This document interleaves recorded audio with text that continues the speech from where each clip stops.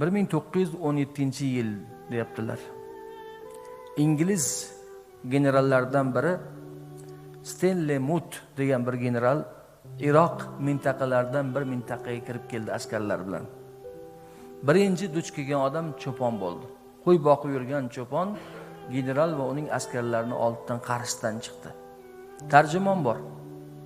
General cho'ponni chaqirtirdi va tarjimonga aytayaptiki, bu cho'ponga aytdi, bir junayh beraman. Junayh ya'ni sterling. Bu funt sterlingni junayhi qimmat bo'lar ekan.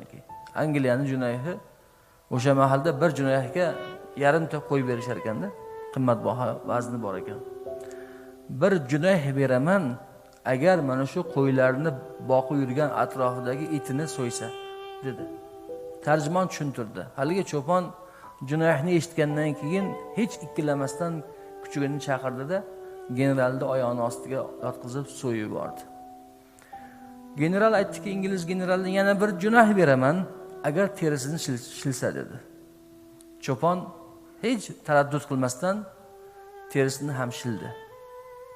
Shunda general yana aytdiki, tarjimonga ayt bunga, yana 3-junayhni ham beraman, agar itning go'shtlarini mayda-mayda qilib bo'laklarga bo'lib bersa. Cho'pon xuddi shunday qildi. Shundan keyin haligi ingliz generali 3 junayhni cho'ponga berdi-da, qaytib keta boshladi askarlar tomonga. Cho'pon va uning yordamchisi generalni orqasidan dodlagancha yugurishdi. Ey ingliz general, deyapti. Agar 4-junayhni bersang, haligi maydalangan go'shtlarni yeb ham beramiz, deyapti. Shunda general Stanley Moot aytdiki, yo'q, menga buni kerak yo'q. Men bilishim kerak bo'lgan narsani bilib oldim. Sizlarning tabiatlaringni bildim, nafslaringni bildim.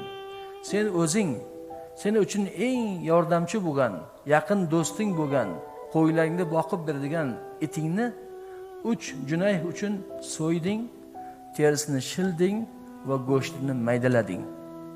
Bo'ldi, men shuni istadim. Endi qolganini yeysanmi, yemaysanmi, seni ixtiyoring o'zingga. Agar 4-junayhni bersam, mamnuniyat bilan itning go'shtini yeyishga ham tayyorsan, dedi-da, askarlarga o'girilib aytadi general Stanley Moot. Agar bu yerda xalqqa shunga o'xshagan odamlar bo'lsa, hech tashvish qilmanglar. Hech qo'rqmanglar. Qurbon bermasdan bularni egallab olamiz degan. Qurbon bermasdan bularni egallab olamiz. Agar odamlar shunaqa bo'lsa, dunyo uchun do'stini so'ygan, dunyo uchun do'stini sotgan, dunyo uchun imomini sotgan, dunyo uchun eshonini sotgan, pirlarni sotgan xalq doim mag'lubiyatga yuz tutadi. Mag'lubiyatga yuz tutadi. Tarix bunga isbot, tarix bunga bizga hujjatlarni taqdim qiladi.